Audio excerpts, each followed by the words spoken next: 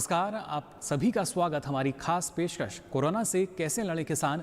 मैं हूं मुकुल शर्मा। सरकार द्वारा लगातार न सिर्फ दिशा निर्देश दिए जा रहे हैं, बल्कि समय समय पर जो ताज़ा जानकारी है वो भी उपलब्ध कराई जा रही है। स्वास्थ्य मंत्रालय द्वारा क्या ताज़ा जानकारी साझा की गई है कोरोना को लेकर, आइए देखते हैं। मसालों की खेती, कटाई, प्रसंस्करण, पैकेजिंग, बिक्री एवं विपणन को भी लॉकडाउन से छूट प्रदान की है। वित्तीय क्षेत्र के अंतर्गत कोऑपरेटिव क्रेडिट सोसाइटीज एवं गैर बैंकिंग वित्तीय संस्थानों को भी न्यूनतम स्टाफ के साथ ऑपरेट करने की अनुमति दी गई है। ये भी स्पष्ट किया गया है कि ग्रामीण क्षेत्रों में निर्माण कार्यों के अंतर्गत जल आपूर्ति, बिजली एवं दूर संचार से जुड़ी परियोजनाओं और गतिविधियों को भी छूट है।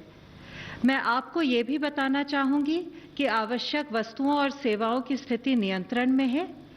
इसमें भारतीय डाक की भी बहुत महत्वपूर्ण भूमिका रही है। कल हमने संक्षेप में भारतीय डाक द्वारा कोविड-19 के दौरान दिए गए योगदान की चर्चा की थी।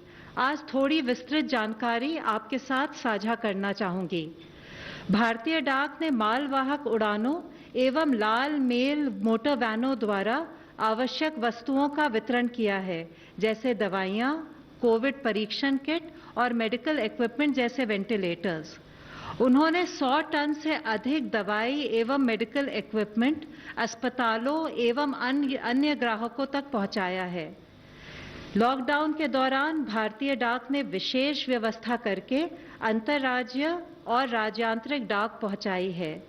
डाक विभाग प्रयासरत है कि लोगों को उनकी पेंशन राशियों का भुगतान तथा सरकार के अन्य सामाजिक लाभ उनके द्वार तक पहुंचाएं।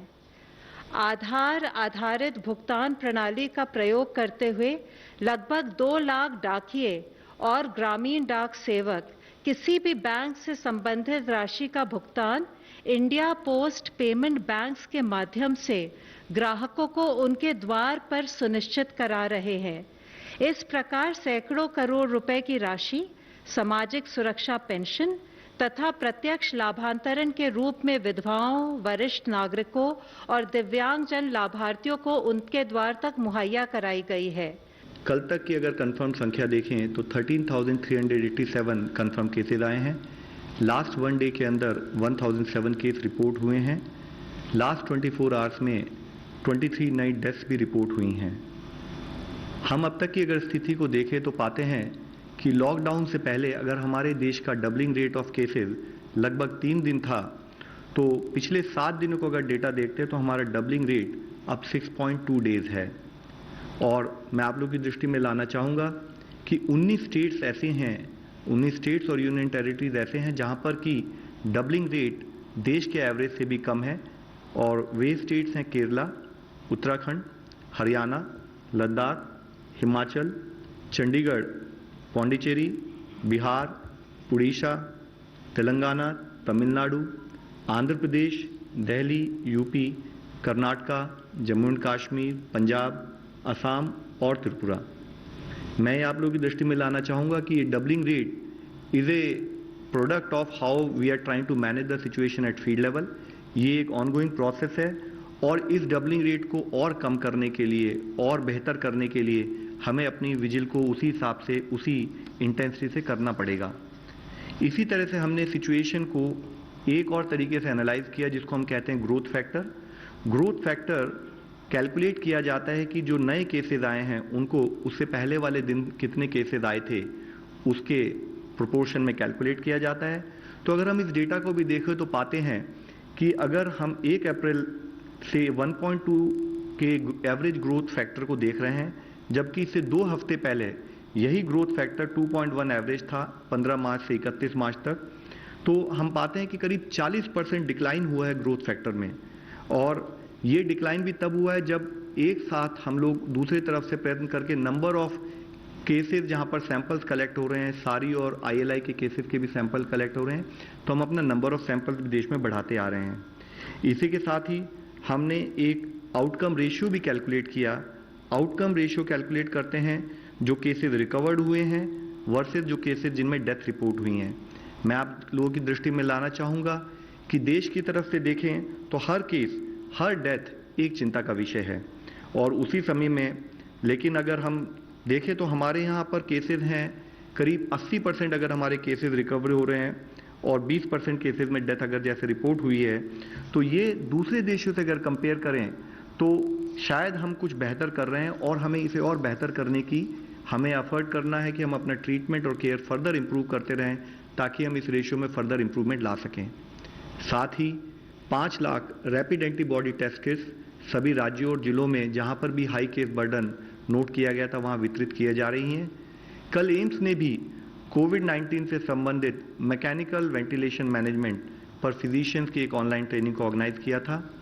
आज माननीय ग्रुप ऑफ मिनिस्टर्स जो हमारे माननीय हेल्थ मंत्री की अध्यक्षता में, उसमें फर्दर रोड मैप लॉकडाउन और एक्सटेंडेड लॉकडाउन की स्थिति में हमारा क्या डायरेक्शन होना चाहिए उस पर एक विस्तृत चर्चा हुई।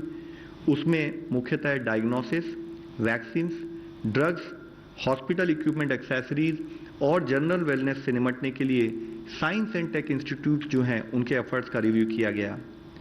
हमारे को यह लड़ाई हर फ्रंटियर पर लड़नी है और फील्ड पर लड़ाई लड़ते हुए एक हमारा फ्रंटियर है साइंस एंड टेक, जिसके द्वारा हमें इस लड़ाई को आखिर में जीतना पड़ेगा। उसी के तहत council for scientific and industrial research, department of biotechnology, department of science and technology और डिपार्टमेंट ऑफ एटॉमिक एनर्जी, वहाँ पर कंटिन्यूड इस विषय में एफर्ट चल रहे हैं, जिसके तहत ही इन चारों ऑर्गेनाइजेशंस ने टेस्टिंग कैपेसिटी को बढ़ाने के लिए भी अपनी 30 लैब्स का योगदान दिया है।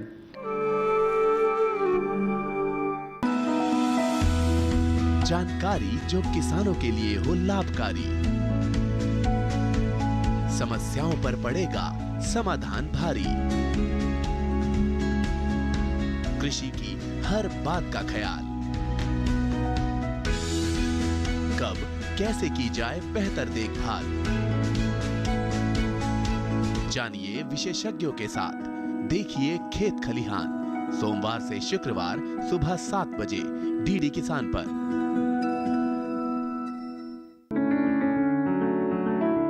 महका महका घर आंगन, हरियाली से खिलेगा तन मन, छत पर छोटी सी बगिया, जरूरत भी पूरी शौक भी पूरा।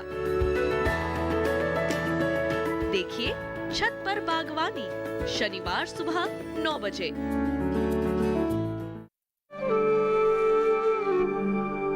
ब्रेक के बाद आप सभी का एक बार फिर स्वागत। हमारी खास पेशकश कोरोना से कैसे लड़े किसान, और आइए अब डालते हैं कोविड-19 पर एक और खास नजर। हिमाचल प्रदेश में मास्क की मांग को पूरा करने के लिए राष्ट्रीय ग्रामीण आजीविका मिशन से जुड़ी स्वयंसेवी संस्थाओं ने भी कमर कस ली है। अब तक ये स्वयंसेवी संस्थाएं 1 लाख से ज्यादा मास्क बना चुकी हैं। नारी शक्ति ने कोरोना वायरस को फैलाने से रोकने के लिए प्रशासन के साथ कदम बढ़ाए हैं और मास्क की मांग को पूरा किया जा रहा है। डीडी न्यूज़ की इस टीम ने जब इन महिलाओं से बात की तो वे बेहद उत्साहित नजर आईं। हम दिन में सर 200 मास्क बना लेते हैं। इसके समय हमें घर का गुजारा भी चल रहा है। हम जैसे बेले थे, जैसे कर्फ्यू लगे हुए हैं, इसके कारण हम घर में बैठे ही 200 मास्क बना रहे हैं दिन में। 50 to 70 हम डेली बना लेते हैं और ये हमें जो मटेरियल है ग्रामीण विकास विभाग की तरफ से प्रोवाइड किया जाता है। मिशन की ऊना जिला की कार्यक्रम प्रबंधक ज्योति शर्मा ने कहा कि लॉकडाउन के समय में मास्क बनाना स्वयं सहायता समूहों के लिए आमदनी का जरिया बना है। मिशन के राज्य कार्यक्रम प्रबंधक रविंद्र धीमान ने बताया कि सरकार ने 110 स्वयं सहायता समूहों के करीब 350 महिलाओं को ट्रिपल लेयर मास्क बनाने की जिम्मेदारी सौंपी है। अभी तक पूरे प्रदेश में 110 स्वयं सहायता समूहों को इसमें शामिल किया गया है, जिसमें कुल 350 महिलाएं इसमें काम कर रही हैं। अभी तक हमने 1 लाख से ज़्यादा मास्क जो हैं अभी तक तैयार कर चुके हैं।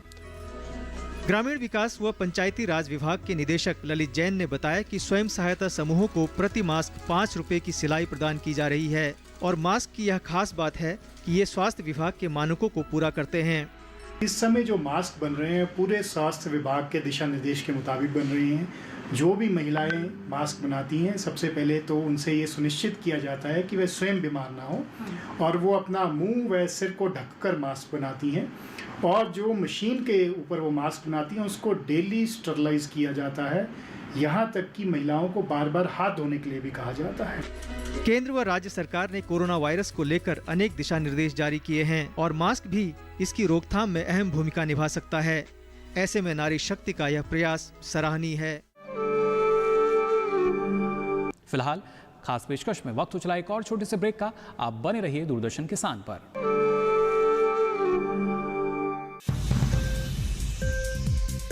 उपज के भाव ताव, आवक का हाल चाल, आयात निर्यात पर पैनी नजर, जानकारों की सटीक सलाह, सिर्फ मंडी खबर में सोमवार से शनिवार सुबह 8:05 पर।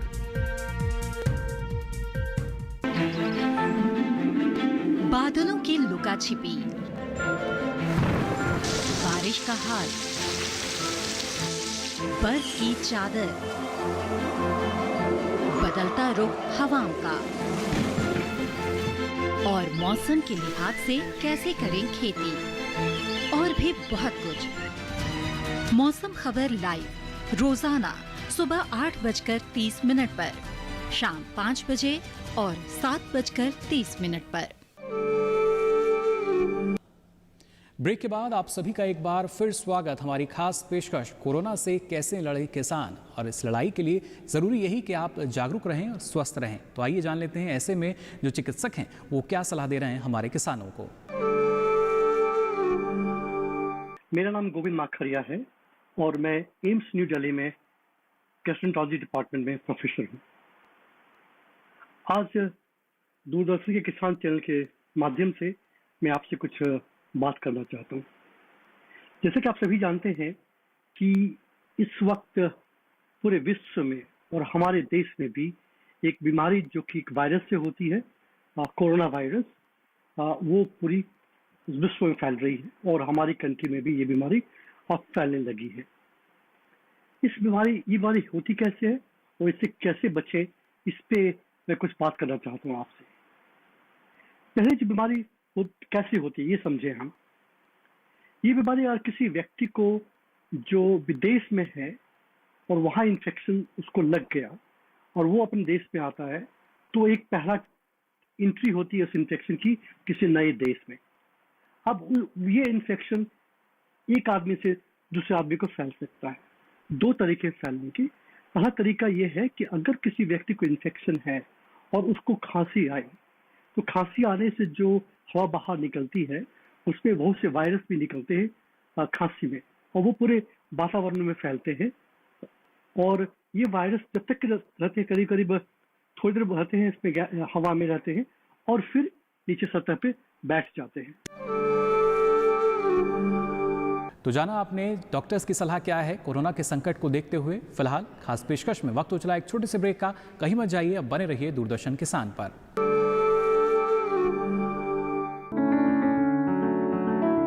महका महका घर आंगन, हरियाली से खिलेगा तन मन, छत पर छोटी सी बगिया, जरूरत भी पूरी शौक भी पूरा। देखिए छत पर बागवानी, शनिवार सुबह 9 बजे।